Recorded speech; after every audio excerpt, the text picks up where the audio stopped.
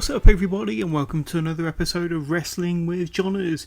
This is episode 52, and welcome to another episode. Today we're going to be looking at a number of different subjects. Of course, we're going to be doing the usual NXT and NXT UK. We're looking forward to that, and of course this is the first week of the NXT BreakOut tournament, round 1, match 1. We'll get more into that a bit later on. We're also going to be looking at a few hot topics of the week. I think there's been two main stories from the week, mainly coming out of WWE, and that's looking at the big changes to Raw and SmackDown as far as the introduction to the executive directors roles. We'll talk about that very soon, and we're going to be talking a little bit about the Twitter war between Seth Rollins and Will Ospreay. But first of all, plug time as always. So you can get in touch with us via our Twitter page, just go on to Twitter. Our Twitter handle is withjohners_pod. Of course, you can reach out to us on Instagram and check out all of the wonderful stuff we're doing on there. Instagram.com/Wrestling with Johners. And of course, the ever popular Facebook group, the Wrestling with Johners Facebook group. Just go onto Facebook and search Wrestling with Johners. That's JOHNERS. You can listen to this podcast wherever you get your podcasts. We're available on pretty much all major podcast platforms. But don't forget, if you're listening to us on Apple iTunes, don't forget to leave a 5-star rating. Leave a few nice comments there. We'll give you a shout out on a future episode. And of course, if you enjoy listening to the podcast, please don't forget to hit like, subscribe, share and shout about the Wrestling with Johners podcast. This is the only podcast for all of your weekly NXT, NXT UK needs. We do talk a lot about WWE. We review all the pay-per-views. We don't go into the weekly shows too much. But we talk about all the big shows from AEW, New Japan, Progress. So we do cover a wide variety of wrestling from the UK, WWE, NXT and pretty much around the world. So please spread the word, tell your friends, tell your family and help to grow this podcast. Without your help to shout and share about this podcast, we can't continue to produce quality content for all of you lovely listeners every single week. Now, we was going to have a guest host with us this week. We was going to have Kieran Reid back on the podcast, but situation changed at the last minute. So I hope everything's all right with Kieran and his family. We'll hopefully get Kieran back on the podcast for a future episode. But as I alluded to earlier on, there's a couple of hot topics I wanted to talk about before we get into NXT BreakOut tournament and the this week's episode of NXT and NXT UK. And first of all, I wanted to touch on the Seth Rollins and Will Ospreay Twitter debacle, Twitter debate, whatever you want to call it, Twitter spat as I referred to it on the Facebook group earlier on. Now, it all started, I think it was a week ago today, so that would have been last Saturday, the day before Stomping Grounds pay-per-view. So last Saturday, there was a tweet sent out by Seth Rollins. Now, of course, Seth Rollins is the current WWE Universal Champion, and as we go through, you'll see Will Ospreay, the current New Japan IWGP Junior Heavyweight Champion, 3-time Junior Heavyweight Champion no less, and a 2-time winner of the Super J Cup. But the situation started off fairly innocently. Last Saturday night, as I said, Rollins sent out a tweet saying "Best pro wrestling on the planet." I'm assuming that he was referring to the WWE, what he produces in the WWE or the WWE in general. I suppose when you look at it under one umbrella, NXT, NXT UK, WWE 205 Live. A couple of days after that, so obviously on the Sunday, the day after his initial tweet, you had Stomping Grounds pay-per-view, and I enjoyed that pay-per-view. Some interesting booking in certain matches, but on the whole, I think that it was a pay-per-view that could be considered a very good pay-per-view. Some, good development for new up-and-coming wrestlers. Certainly with the cruiserweight match, with Drew Gulak going over and becoming the new WWE Cruiserweight Champion in his match against Tony Nese, former champion of course, and Akira Tozawa. That was on the pre-show, but certainly getting a lot of attention, and a lot of people has actually seen that show, and I think that a lot of people will actually recognise that 205 Live has become a much, much better, much more watchable product over recent weeks and months. I think that there's a lot more attention being put into the characters, one or two storylines, and the matches are always fantastic, and it's kind of a bit like kind of the the best kept secret, to be honest with you, because 205 Live used to be a bit of a laughing stock, especially with the low crowds. Now, I can't imagine the crowds are fantastic even now, because if you look at shots of people that are there to watch SmackDown Live, you've got one half of the arena kind of tarped off, usually the hard camera side, and everybody kind of ushered into the side where the hard camera points into, so the kind of the other 2.5, 3 sides of the arena, much in the same way they used to do with TNA and Impact. And 205 Live, of course, will be aired live after SmackDown. But what they're being able to do more recently is produce a fantastic product with great matches and quite interesting, compelling characters. Long gone are the days of when you had Enzo Amore as your 205 or Cruiserweight champion. So anyway, that match really set a lot of tongues wagging about the Cruiserweights and 205 Live, but on the whole, getting back to the original subject, Stomping Grounds was a really good pay-per-view. Forget the fact that Lacey Evans was the special guest referee for the main event. I understand why the WWE did that, and I actually fully support them. I think that it was a really good heel move, a good heel tactic to further a storyline, and it got a lot more heat on Baron Corbin, it got a lot of heat on Lacey Evans. Seth Rollins still won the match. Becky Lynch is now involved in that kind of 4-way storyline, and it looks like we're going to have a intergender or a mixed match mixed match challenge match at the next pay-per-view, Extreme Rules. It looks like it's going to be Baron Corbin and Lacey Evans versus Seth Rollins and Becky Lynch, and there's a chance that Becky and Seth's world titles are going to be put on the line in like a winner-takes-all scenario. So anyway, after a very good Stomping Grounds pay-per-view, the very next day, Seth Rollins followed up from his initial tweet 2 days prior, where he said best pro wrestling on the planet, and his second tweet read as follows: doubling down, best pro wrestling on the planet. See that Cruiserweight triple threat? And that's just one night, one match amongst the many. Find anyone else alive who does what I do as well as I do it, as often as I do it. You can't. Hashtag WWE Stomping Grounds, hashtag Universal Champion. So, the same day, I believe, Will Ospreay, famous UK independent wrestler who has made his name over the last 3 years in New Japan. As I mentioned, he's current 3-time IWGP Junior Heavyweight Champion. He's a 2-time Best of the Super J Cup winner. He won it 2016 and this year 2019, of course. Will Ospreay responded. 2 words: I'm alive. And tweeted it back at Seth Rollins. Seth then retorted, I'm sorry, little guy. We've already got a better version of you here. And he's just won his first US title tonight. In brackets, congrats, King Ricochet. Keep working hard though, buddy. Yeah. Then the Twitter war between these two extends to how many dates per year each one of them wrestles, with Seth saying that he wrestles 300 days per year, which he probably did, probably has, while Ospreay responded that he's wrestled 250, so not a massive world of differences there between the two. Seth Rollins responded, I mean, if you want to talk numbers, we can compare bank accounts too. P.S. That's counting a month off with a broken neck. Thumbs up, buddy. So, immediately, Seth Rollins has been a little bit condescending, disrespectful towards Will by calling him buddy and little guy.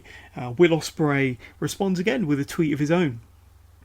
You love adding stuff, don't you? I mean, the original question was, find anyone else alive who does what I do as well as I do it, as often as I do it. No talk of money, no talk of Ricochet. You said anyone. Here I am. Just as consistent, just as good. Hope the back heals up. So that was a response from Will Ospreay to Seth Rollins. So I have to say that I enjoy watching both Seth and Will. I do feel that Seth came across as condescending and disrespectful, as I just mentioned, towards Will Ospreay during this Twitter exchange. On the other hand, as mentioned in my Stomping Grounds review, episode 51, check that out in the archives, I also get that Seth Rollins is the locker room leader and that he takes an awful lot of pride in what he does and possibly feels attacked with all the negativity towards WWE over recent months. And although much of the negativity has mainly been due to the poor storylines poor scripted promos, sloppy booking, 50-50 wins. You could tell, when Ricochet won the US title at Stomping Grounds, that Seth was there as the locker room leader. He was backstage with other WWE superstars, and it was great to see Ricochet get the congratulations from Seth, from Charlotte Flair, from Heavy Machinery, from others. I do believe that Seth's sense of pride and passion for what the WWE does and for what he does on a nightly basis may have overflowed into a condescending Twitter spat between these two, especially with Seth calling Will Buddy and Little Guy. Will Ospreay then did an interview with Sports Illustrated, so a day or so later. So this was on the Wednesday, I believe. So speaking to Sports Illustrated, Ospreay stood his ground. He said that my championship, referring to the IWGP Junior Heavyweight Championship, is a little more prestigious than your championship, referring to Seth's WWE Universal Championship, which has only been around for about 3 years. More power to him, referring to Seth Rollins. Good luck, but my string of matches from this year alone has a lot more people talking about what I can do, and I'll focus on that instead of what Seth Rollins is doing on social media. Then Will continued, yeah, you're on the road 300 days a year. Sorry, I'm not. I'm doing 250. His response was to say, little guy, I'm the same bloody height as you. Will Ospreay responded. Then he said he has Ricochet, a better version of me. Why is he involving someone else? Ricochet's the man. And he's one of the best at his style. But why get him involved? This is between me and you. I feel like Rollins has respect for me, and I've got respect for Rollins. I'd love to have a match with him one day, but right now that's not my vision. Will then went on to talk about his up-and-coming match in the G1 against Lance Archer on the 6th of July in Dallas, Texas, with Will feeling as though he has reached his prime already. He carried on with the Sports Illustrated article. I thought I'd maybe get there in 5 years. I'm in my prime right now, in the best shape I've ever been. The company is putting their trust in me to perform at a high level. I have an opportunity to really shine and bring some attention to New Japan, and that is my mission. The man, known as the Aerial Artist, has subtly changed his style to a more mat-based offence to balance out his unparalleled air attack. Well, unparalleled, yes, but we are also kind of mentioning Ricochet in the same kind of hot topic article here. Will goes on in the Sports Illustrated article, my body is worn down. On the independents, I worked maximum 4 times a week, but here in Japan, I work 4, 5, 6 times a week. I started lifting weights about 10 months ago, and I got stronger. I realised I could pick up these big guys, the heavyweights, and ground them. That's what they do to me, so now I plan on matching them on the ground. So, in my opinion, I think Will Ospreay came out looking slightly better of the two from this Twitter exchange, and maybe you could say the slightly more mature of the two. But I could clearly see that Rollins is passionate and driven about what he does and what the WWE does as a whole, and wants to defend it and the WWE at every cost. As mentioned before, WWE have taken a battering from everybody recently, mainly due to poor creative, and we've spoken about that over many episodes here on the podcast.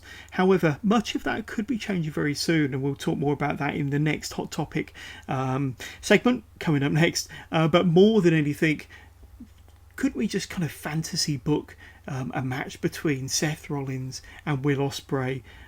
Who would win? That would be amazing. I put up a Facebook poll on the Wrestling with John's Facebook page a couple of days back, asking, off the back of this Twitter exchange between Seth Rollins and Will Ospreay, who might win if they're ever pitted together. Now, it could happen somewhere down the line. You never know. You might see Will in the WWE at some point in the future. He's only 24 at the minute, 25.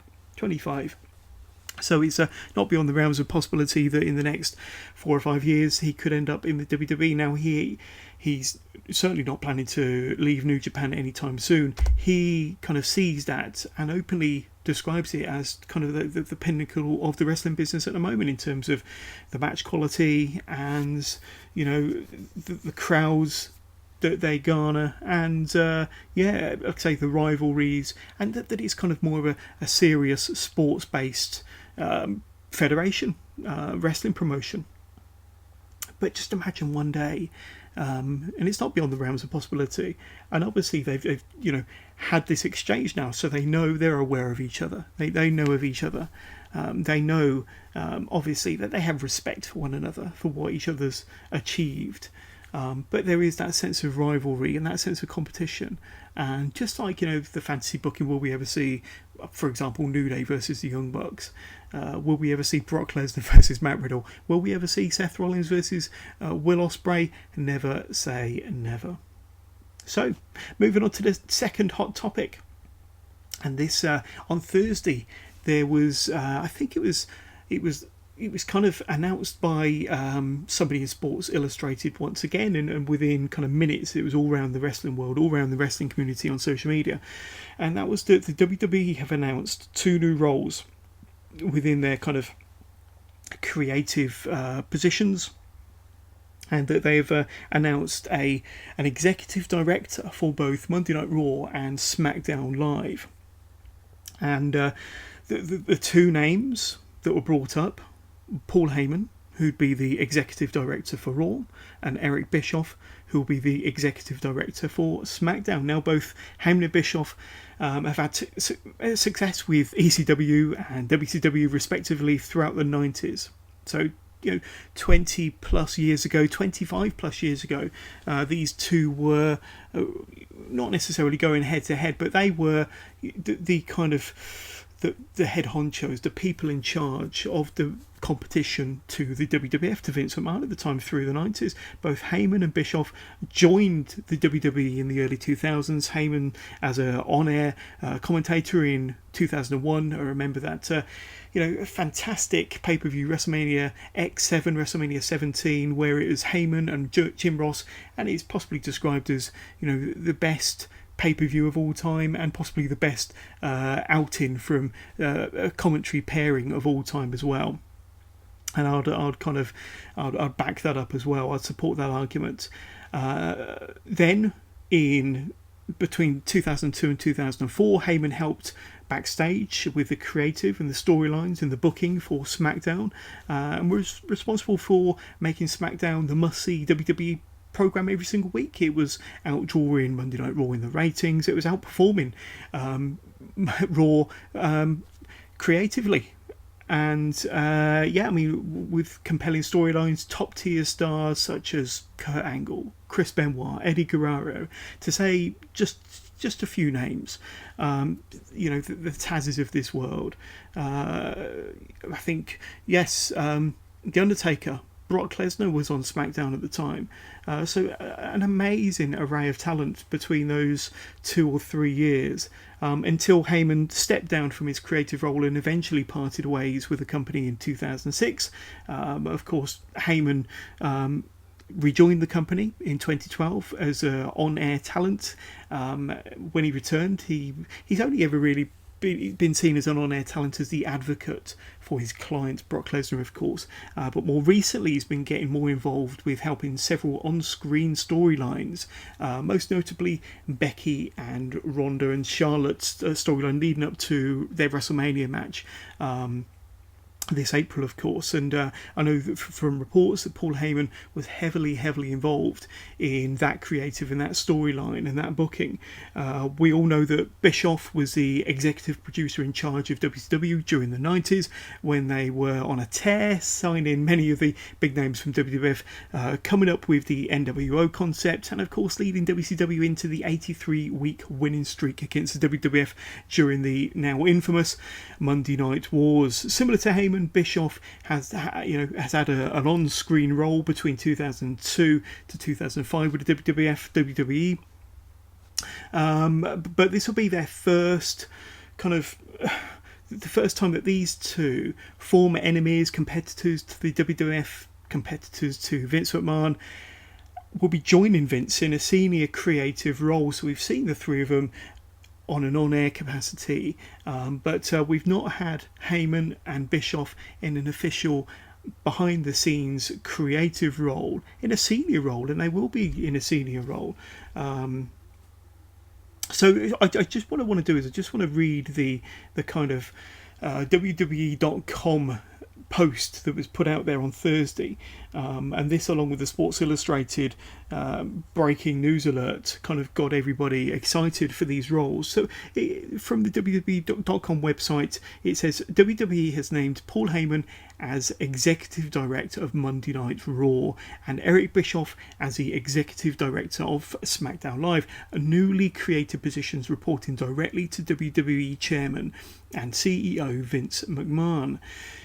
In their executive roles, Heyman and Bischoff will oversee the creative development of WWE flagship programming and ensure integration across all platforms and lines of business. The creation of these roles further established WWE's ability to continuously reinvent its global brand while providing two distinct creative processes for its flagship shows. So, yes, it says there they're going to be reporting directly to Vince McMahon, and normally there's kind of layers. You've obviously got the writers, maybe the producers, or the agents to help to put the matches together.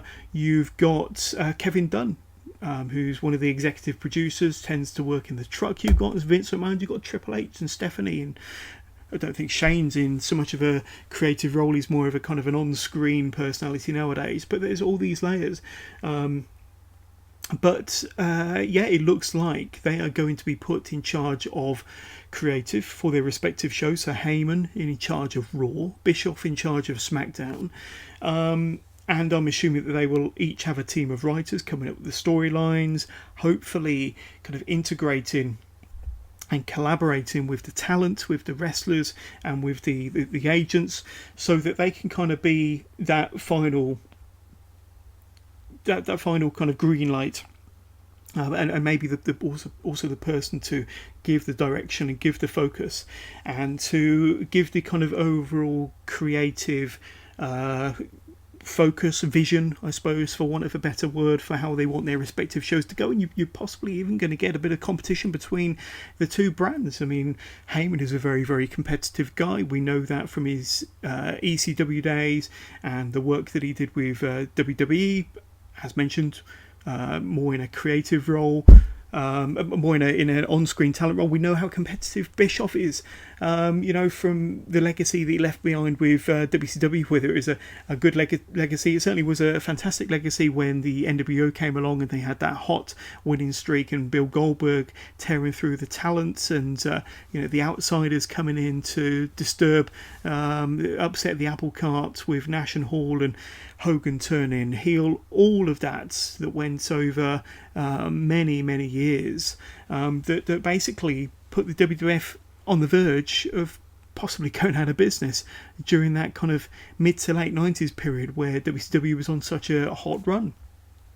And now they're going to be working in these high profile creative positions, like I say, as that final piece of the puzzle before it gets to Vince McMahon. Now that's kind of the main hurdle here is being able to get their thoughts, their visions, their storylines, their ideas on screen past the Vince McMahon filter, essentially. Now Vince McMahon, going forward, he might have more of his time taken up with the XFL, which relaunches, I think it relaunches later on this year, I'm not mistaken. So before the end of the year, the XFL will be back on our screens.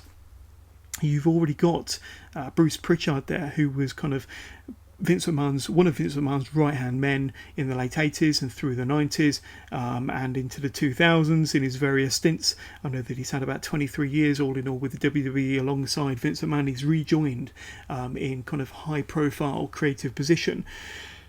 So it's kind of like what was old is now new again, with these iconic figures, these iconic figureheads of their respective brands that they helped to build and establish through the 90s, now side by side with Vince McMahon. And is it a direct response to the AEW factor?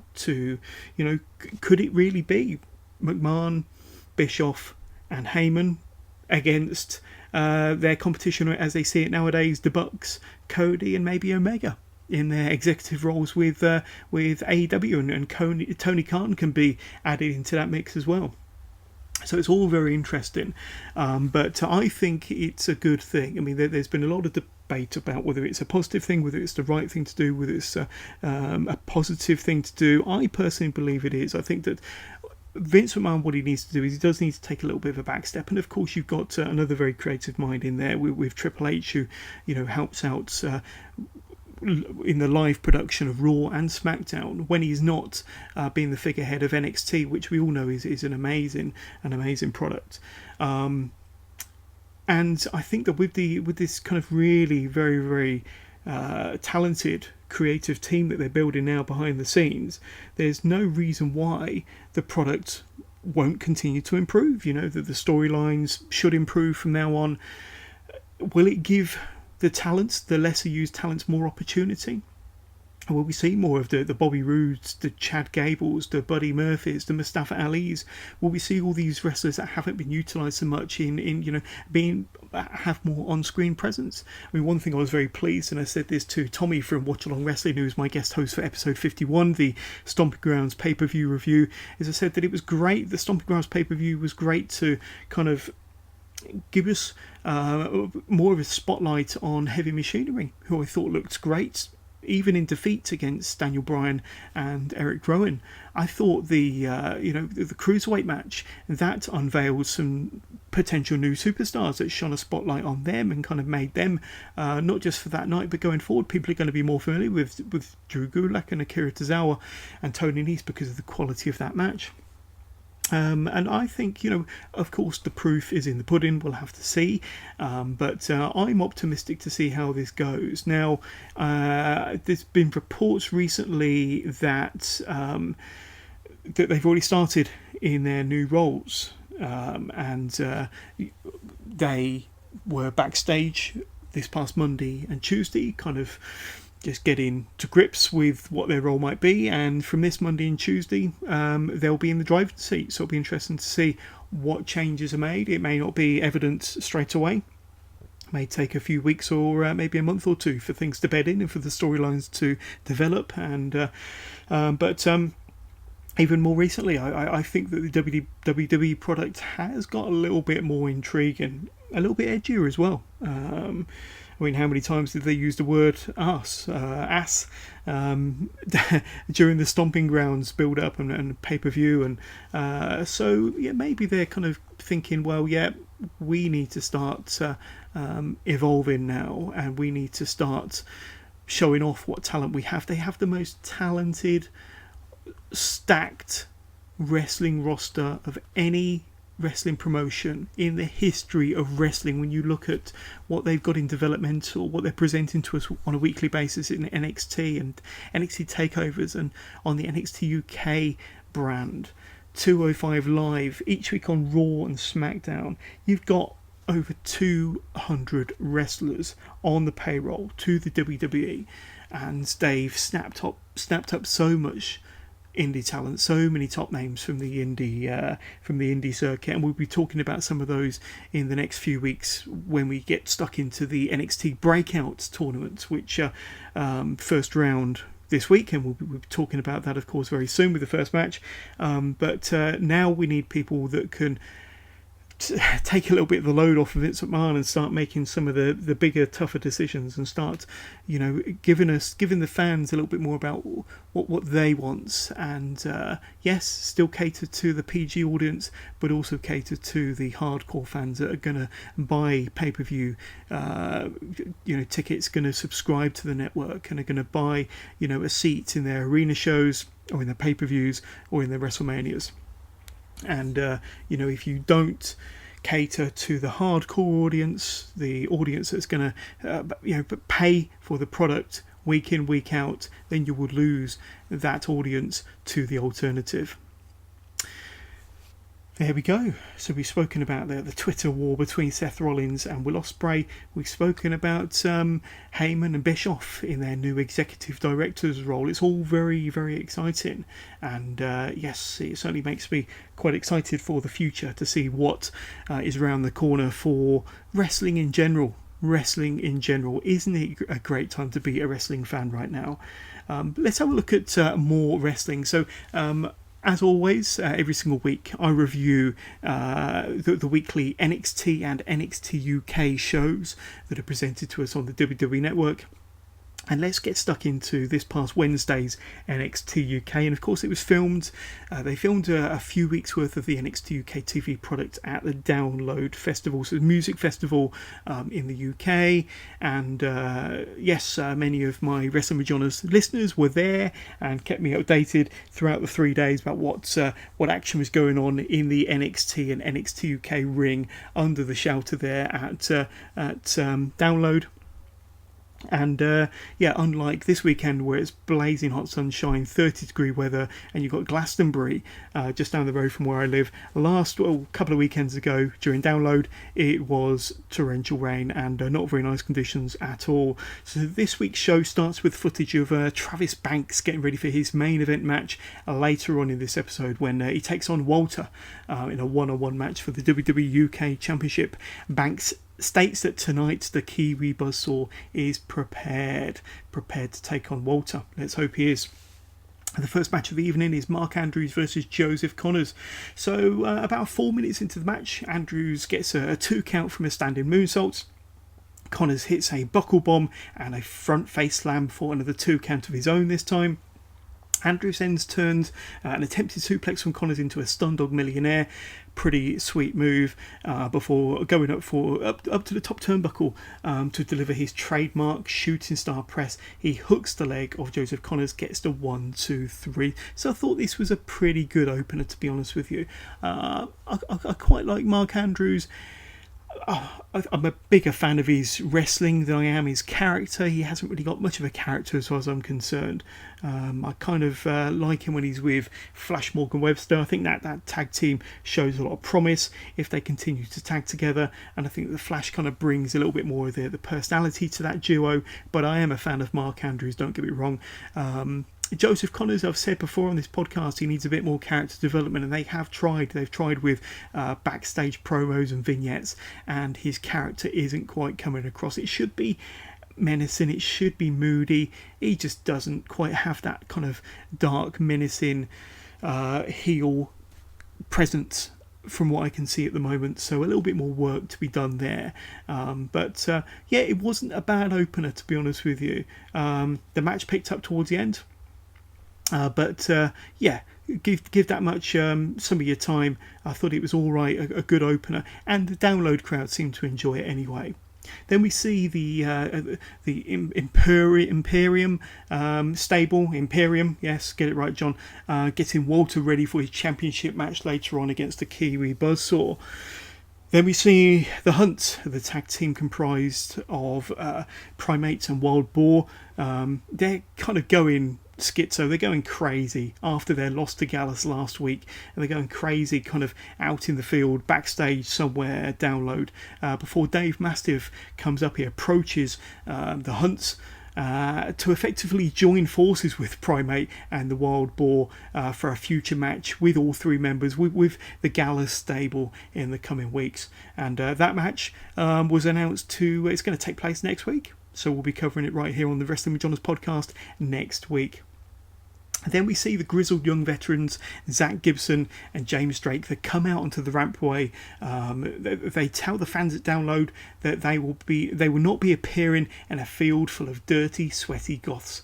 If they look closely, both Gibson and Drake have shopping bags over their feet covering their shoes, which I thought was quite amusing, and they looked pretty dapper in their tailored suits with their NXT UK Tag Team Gold and shopping bags around their shoes. Gibson continues and he says that they do not want to be at Download any longer than they need to be. I want to return to their 5-star luxury hotel, put their feet up, put their kettle on and listen to some Ben Howard. And they will not be returning until they have to defend their championships against Mustache Mountain, and that match will take place next week again on NXT UK. So we've got 2 matches lined up for NXT UK, and this one is a big one. Grizzled Young Veterans will be defending their NXT UK Tag Team Gold against former NXT Tag Team Champions. They've not been the NXT UK Tag Champs. There's only been one of those, and that's GYV. But Moustache Mountain, Tyler Bates, Trent Seven will be going up against grizzled young veterans next week on NXT UK, and that will definitely be a match to tune in to watch. Failing that, just listen to the podcast. I'll cover it here on Wrestling with Johners. We then get a video package detailing the rivalry between former NXT UK Women's Champion, the first ever Women's Champion here in NXT UK, Rhea Ripley and Piper Niven, and we'll be getting a match between these two next week on NXT UK too. So it looks like we've got pretty much our full lineup set for next week's NXT UK. We've got the Hunt and Dave Mastiff against Gallus. We've got Rhea Ripley versus Piper Niven. And we've got Moustache Mountain taking on the Grizzled Young Veterans for the Tag Team Gold. So yeah, next week's episode is looking stacked already. Our second match of the night on NXT UK, Killer Kelly versus Xia Brookside. So this is a rematch from a match that took place about 3 or 4 weeks ago. Now, the last time we saw these two in the ring, as I said, about 3 or 4 weeks ago, when Killer Kelly left Xia Brookside for dead, all alone in the ring to battle. She wasn't really debuting, just making a kind of first on-screen appearance for a number of years. Jazzy Gabbert along with Ginny, that was when Jazzy kind of laid waste to Xia Brookside. Now, this is Xia's chance to get a little bit of her own back, a little payback on Killer Kelly for abandoning her. Although they was kind of in a one-on-one encounter, Xia was kind of looking towards Killer Kelly to kind of back her up when Jazzy and Ginny came down. That didn't happen, so here's kind of the rematch and a chance for Xia to get a little bit of comeuppance. However, the match is only 2 minutes in when we get Ginny and Jazzy Gabbert once again. They come out onto the rampway, caused a bit of distraction. Didn't go any further than the rampway, however. Caused a distraction for Xia Brookside. Killer Kelly sees an opportunity, rolls her up for the win, but doesn't get the 3 count. Xia Brookside is able to kick out on 2, allowing her to then beautifully connect with a code breaker for the pinfall victory of her own. That was an impressive win for Xia Brookside, despite the distraction, as I said, from Ginny and Jazzy coming out to the rampway. I wonder where this might lead between Xia Brookside, Ginny and Jazzy. There's certainly something going on between the heel combo and Xia Brookside. Will Xia find another partner to go up against the heel duo? I know that Xia Brookside went up against Jazzy Gabbert and Ginny a couple of weeks back, and she had Isla Dawn as her tag partner. That didn't play out too well for them. I think Isla Dawn got destroyed by Jazzy Gabbert and pinned by Ginny. But will Xia Brookside find another tag team partner? Will Xia have to take on both Ginny and Jazzy Gabbert in like a gauntlet style match, or maybe one Jazzy 1 week and Ginny the next? We will have to see. One thing is for sure, I'm intrigued to see where this leads. There's a nice little storyline going on here between these three, and I can't wait to see what happens next. Then we get Toni Storm. Toni Storm is asked about her thoughts about Kaylee Ray winning the Women's Battle Royal on last week's NXT UK to be crowned the new #1 contender to Toni's title. Toni says that Kaylee can have her shot at Shiny. That's Toni's new name for her championship bout, and that it will be Toni time when Kaylee Ray gets her opportunity in just 2 weeks' time. So not only do we have the full lineup, or pretty much a full lineup, I believe, for next week's NXT UK, but we've also got the start for the following week. So in 2 weeks' time, we will have Toni Storm defending her NXT UK Women's Championship against Kaylee Ray. And in my opinion, that's a match that could have been saved for TakeOver Cardiff. You never know, something might happen in 2 weeks' time where we do get a rematch at TakeOver Cardiff. But nonetheless, that should be an amazing match. Our next match of the night in this episode of NXT UK is Noam Dar versus Ligero. So I'm not sure about anybody else, but I find Noam Dar incredibly annoying. I think part of his personality and gimmick is that he is annoying. Yeah, let's not mince our words. He's a bit of a dick. Now, does that make him a good heel? Is he just doing his job really, really well? Possibly so. I don't like him. That possibly does make him a really good heel because he does wind me up something chronic with how he kind of winds people up in the ring, how he's a wind-up merchant. This match starts to pick up when Ligero gets the first 2 count of the match after a drop kick to the face of Noam Dar. Then Kenny Williams comes out to the ring to scout Noam Dar after their little confrontation on last week's episode of NXT UK. Ligero nails Dar with a wicked clothesline, turning Noam Dar inside out. Ligero goes for his C4L. Dar turns it into an ankle lock, and Dar gets a close near fall from a fisherman buster. That was a pretty impressive sequence of moves, and Dar getting a close near fall. They're nearly getting the 3 count on Ligero. Dar sets up for the Nova Roller, which Ligero reverses into a boot to the midsection. Ligero then gets caught in the ropes. Dar goes for a top rope manoeuvre, appearing to land awkwardly. Remember, a couple of months back he had a match with Mark Andrews where both wrestlers had to get stretchered out, and Noam Dar did actually injure his knee, took him a couple of months to recover. So people thought it was maybe a reoccurrence of that, landing awkwardly off of that top rope jump. But then as the referee was distracted with Ligero, Noam Dar started to signal to Kenny Williams, who was sat on the outside, and for Kenny to hand Dar the steel chair. That's what Noam Dar wanted to happen, so he could use the steel chair on Ligero. Williams came to the ring, steel chair in hand, but before Noam Dar could take the chair out of Kenny Williams' hand, Williams pulls the chair away from Dar, allowing Ligero to then get the roll up on the Scottish Supernova for the pinfall victory. So that was a nicely booked match. I thought that was quite fun. Nice bit of involvement there from Kenny Williams. I always enjoy watching Ligero, and I think I'm becoming more of a fan of Noam Dar's heel persona. It doesn't mean to say I like him. It means that I appreciate what he does as a heel. But I think he's doing a really good job as a heel, because I can't stand him. So that must mean that, surely. So that was a really big victory for Ligero, but expect to see Kenny Williams go up against Noam Dar in a match against one another very soon.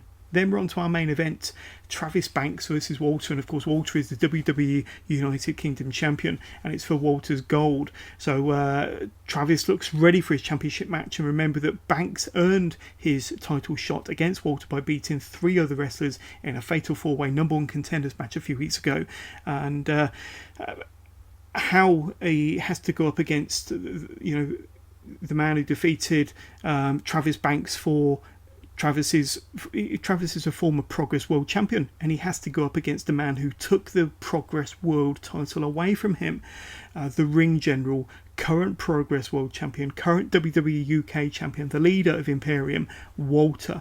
So this is going to be an epic match and a real trial for Travis Banks. Now Travis goes to work on Walter with a series of stiff kicks to the left leg of the Ring General. However, Walter soon turns the tide by catching Banks in midair from a running crossbody as if he was a child. Now I think that Walter is over 100 pounds heavier than Travis Banks.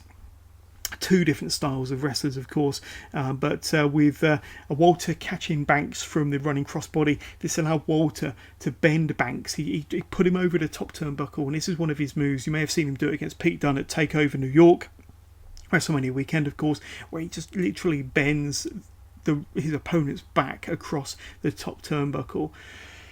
So, I wouldn't want to be in Travis Banks' shoes during that move. Walter then drops Travis with a big boot to the face and a wicked forearm uppercut. Travis eventually kicks the big Austrian to the canvas before hitting a Shining Wizard and a drop kick to the chest. Travis then connects with a huge double stomp from the top turnbuckle, only managing to get a 2 count from that move. Banks is caught by Walter before being turned into a Boston Crab. Walter then goes to work with a series of stiff forearm smashes to the chest. However, Banks goes for the slice of heaven with Walter rolling out of harm's way after the move, thus meaning that Travis Banks couldn't pin Walter as Walter kind of rolled underneath the bottom rope.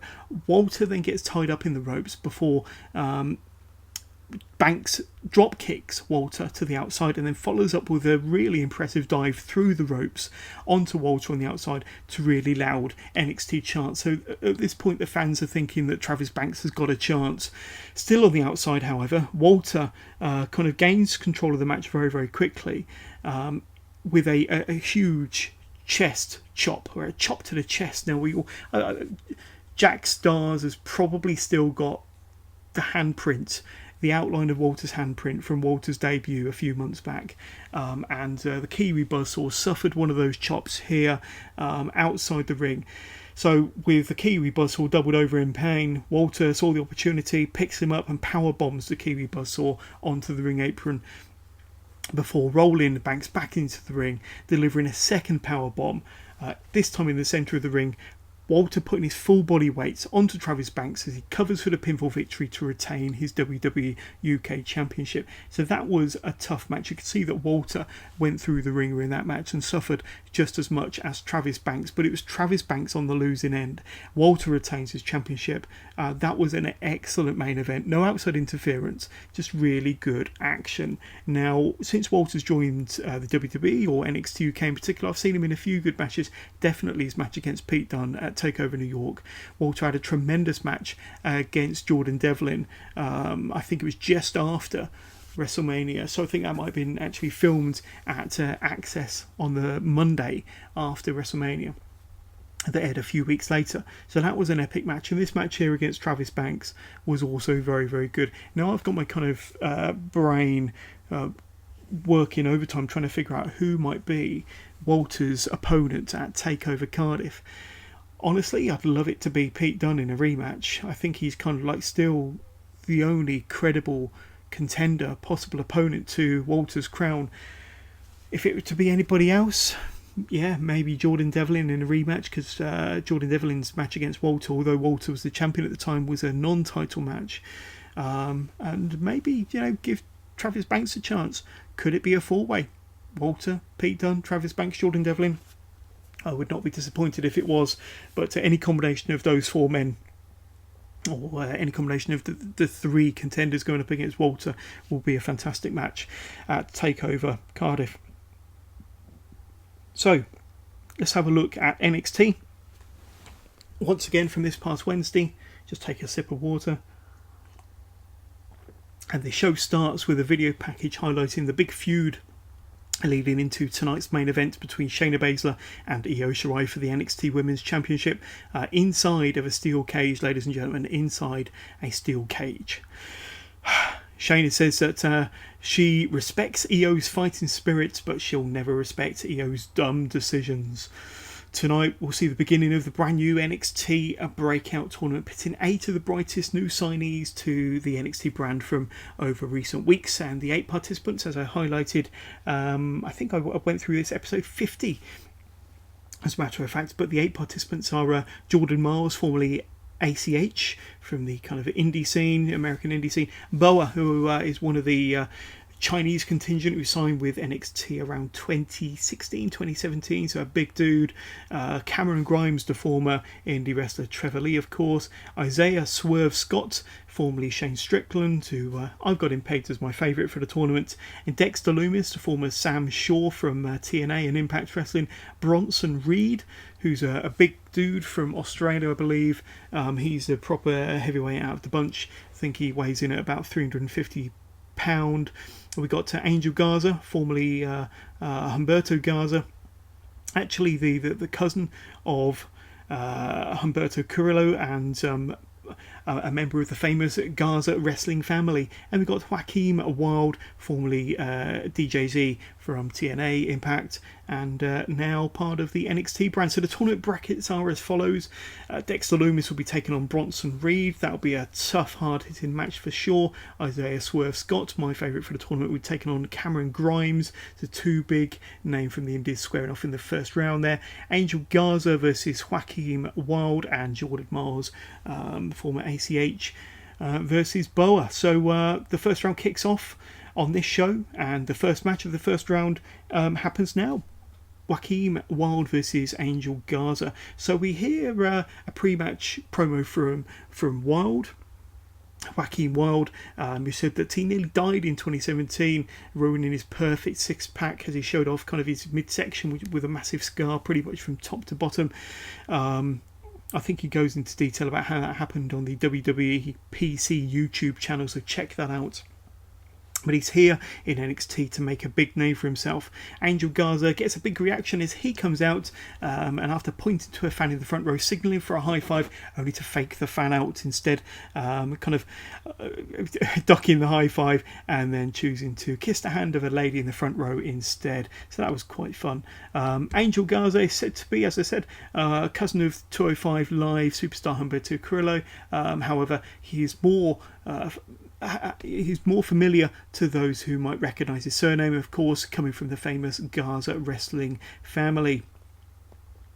Both of these wrestlers have been part of the developmental system for only a few short months, possibly only weeks in the case of DJZ or Joaquin Wilde in this case, but both have made names for themselves on the indies, of course. Now, I remember seeing Joaquin Wilde, formerly DJZ, at the Progress show, Progress Chapter 86 in Birmingham in March. He's had a lengthy career on the indies around the States and, of course, in Europe. But he's also a regular feature in Impact as DJZ, of course. And he came down to the ring wearing his DJZ gear with kind of a vest and a kind of a helmet / mask with lots of fairy lights all over it. It looked better than I'm describing, but it looked pretty good as it changed colours and flashed all over the place as he was coming down to the ring. So it looks like that part of his gimmick of DJZ is going to continue. The match started at 100 miles per hour pace, as you would expect from two wrestlers of this calibre. Wilde gets the first 2 count of the match from a tilt-a-whirl con hero. Garza hits a knee strike before ripping off his trousers, revealing a pair of red trunks underneath, to yet another reaction from the Full Sail fans. Although Hector Garza or Angel Garza is the heel in this match, I think he's getting a good reaction from the fans.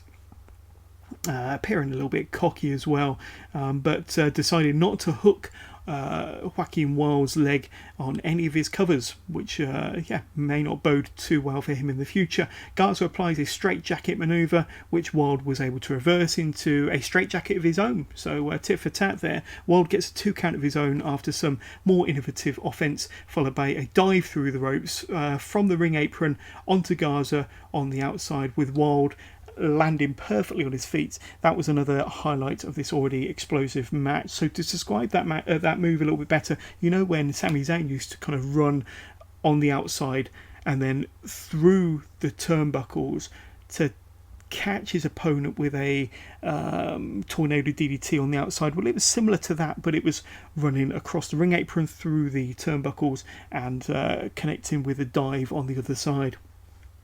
Here, Wilde goes up to the top turnbuckle where he is caught by Garza, and Garza executes an awesome Spanish fly, nearly getting the 3 count from that move. Wilde takes advantage of Garza's shock from not getting the pinfall from the Spanish fly, turning Garza over into a crucifix. Once again, only getting a 2 count for his troubles. The end of the match comes shortly after Garza nails Wilde with a short-range drop kick to the head before connecting with a beautiful butterfly stunner for the 1, 2, 3. So that match was amazing. Really, really enjoyed it. Only went 9 or 10 minutes, and what a way to open this week's episode of NXT in the first round of the NXT BreakOut tournament. Thoroughly enjoyed it, loved it.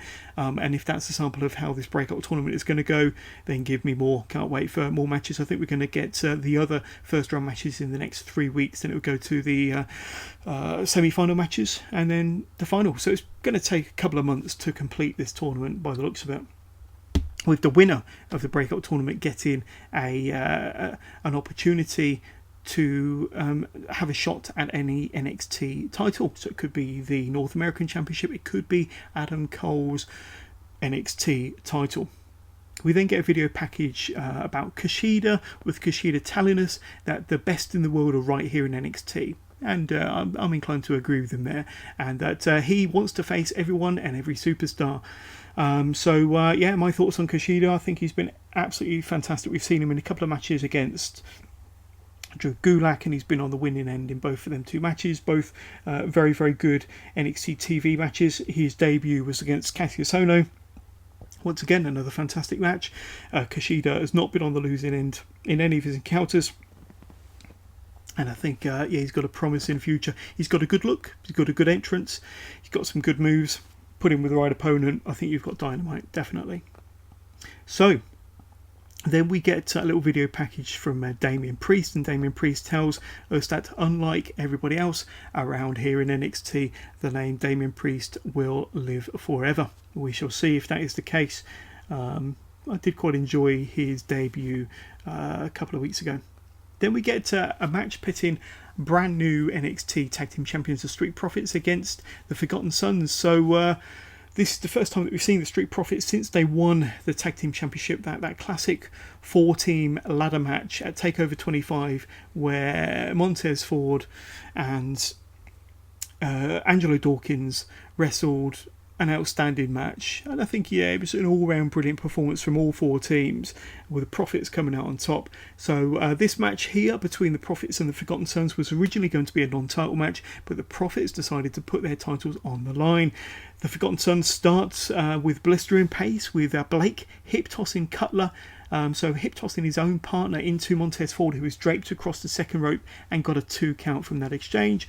Dawkins soon gets tagged in from Montez Ford, going to work on Blake and Cutler. Dawkins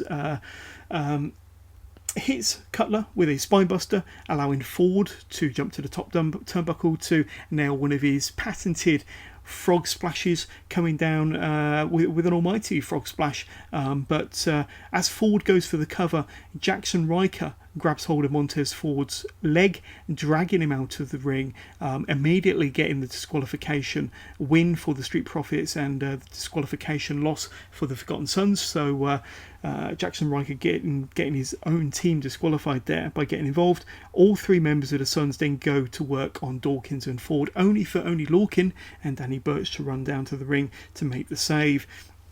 As the Forgotten Sons walk up the ramp, Lorcan and Burch pick up the NXT Tag Team titles. Remember, they're a babyface team. The Street Profits are a babyface team as well.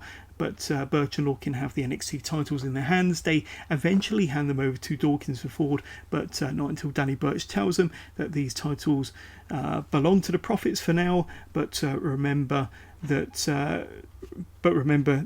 they want them at some point in the future. So I think that could be our next big feud for the Street Profits, only Lorcan and Danny Burch. Right, then we get a video clip hyping up the official return of former Sanity member Killian Dane. So as we mentioned on the Facebook group a few weeks back, Killian Dane, former Sanity member, doing nothing on SmackDown Live with Nikki Cross and Eric Young and Alexander Wolf. Alexander Wolf, of course, now part of Imperium on NXT UK. Eric Young still doing very little apart from getting beaten around all over the place by Seth Rollins' chair a few weeks ago on Raw. And Killian Dane will now be making a presence as a singles wrestler, and this very short video package hyped up his return, which will be in a few weeks' time. Our next match, definitely a squash match. Nikos Rykos versus Keith Lee. So this match didn't go too long, to say the least, with Nikos starting the match with a chop to the chest of Keith Lee. That's possibly the worst thing you could ever do to a guy the size of Keith Lee. So it's a move that Rykos immediately regrets, as Lee delivers a double-handed chop of his own before sending Nikos flying across the ring with a huge pounce. Keith Lee hoists Nikos onto his shoulders with ease before dumping him down to the canvas with the limitless fireman's carry power slam for the 1-2-3. Before Lee delivered the finishing move, of course, he called out that this is his NXT. He's now claiming that NXT belongs to him, but he's certainly trying to get a bit more of a prominent position on NXT, and this squash match did him no end of favours. Looked very dominant, very, very powerful, and impressive squash match victory for the limitless Keith Lee here.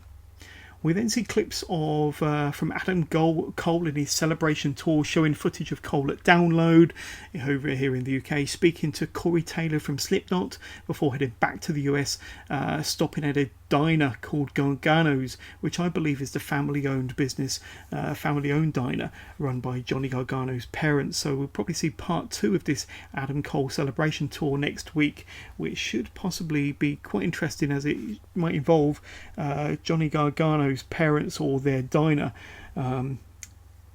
Then we get the main event of this week's NXT. Io Shirai will be the number one contender going up against Shayna Baszler, the current NXT Women's Champion. And as mentioned at the beginning of this review, inside a steel cage, no less.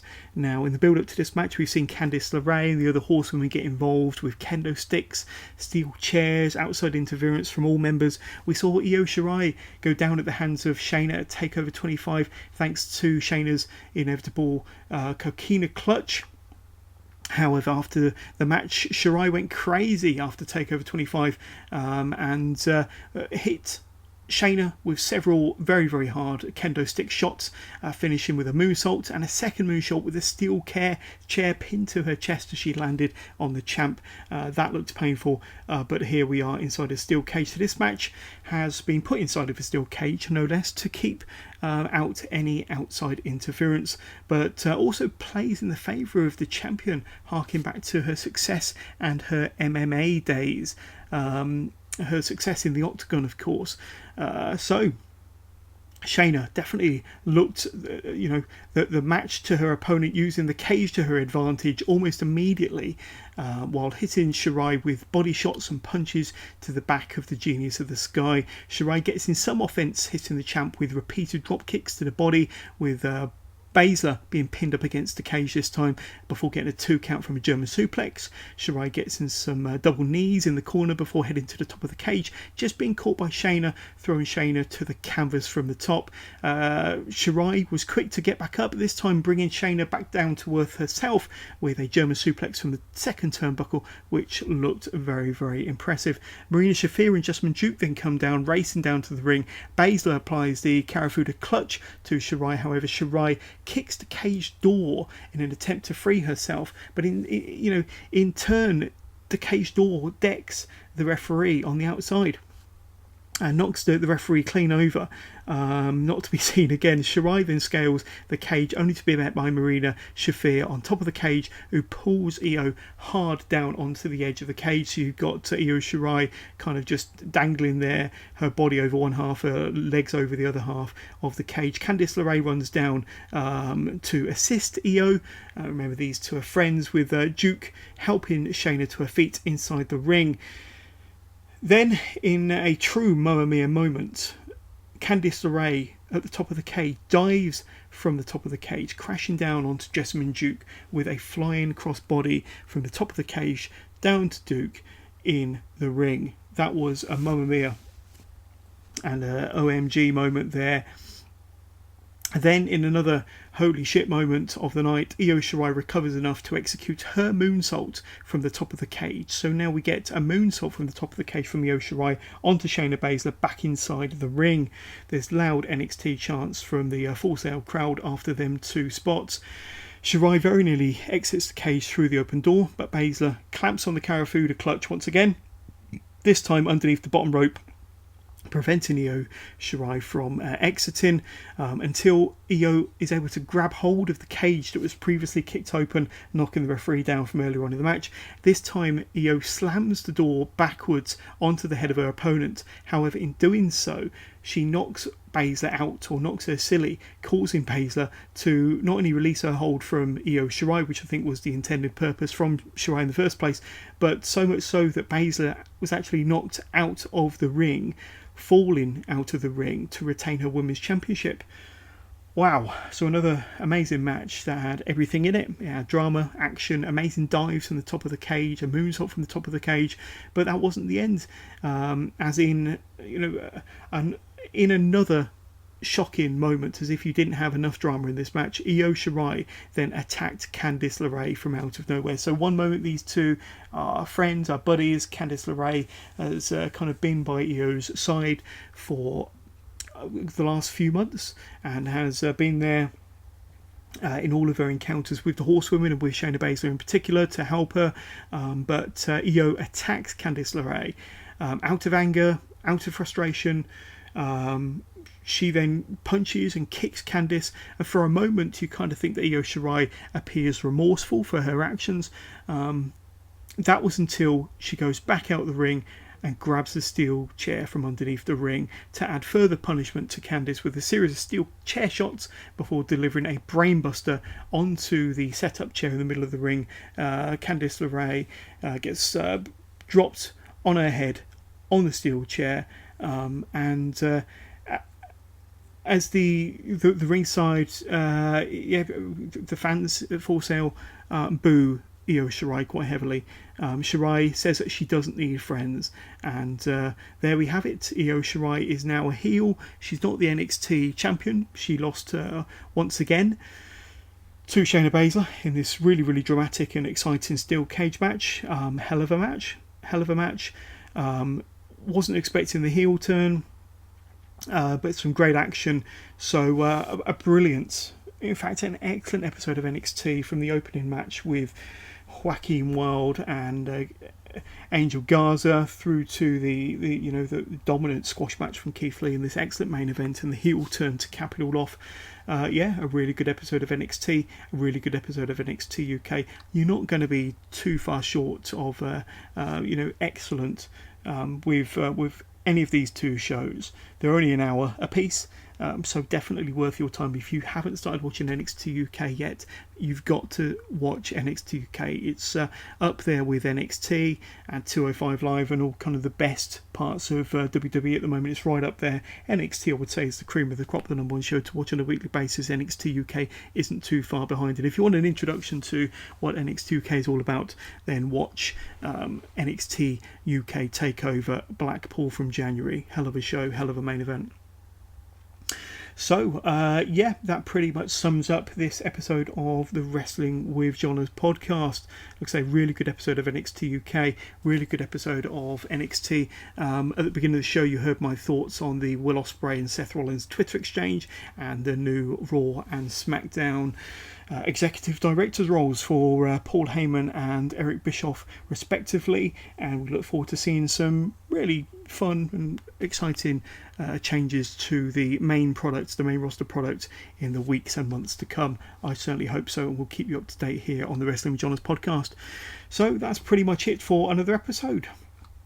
I hope that you've enjoyed it, and if you did, please, as I like to say, please don't forget to hit like, subscribe, shout about and share this podcast. Tell your friends and tell your family, and keep listening to the Wrestling with Johners podcast for all of your weekly NXT UK, NXT, WWE, AEW, Progress Wrestling, New Japan, whatever it is that's happening in the world of wrestling. I like to keep you guys up to date on it. Don't forget that you can reach out to us on social media. Our Twitter page, our handle is @withjohners_pod. On Instagram, just go out and find us, Wrestling with Johners, and of course we are Wrestling with Johners, our Facebook group, so just search for Wrestling with Johners on Facebook. Without you continuing to share and subscribe and shouting about this podcast and telling people all the good things that we do here on the Wrestling with Johners podcast, we can't continue to grow and be successful. So hit like and subscribe now, people, please, just do it. Tell your friends. In the meantime, that's all from me. I will pick it up with you this time next week, where we'll talk more NXT and NXT UK with some really good matches to look forward to. So in the meantime, take care and speak to you all soon.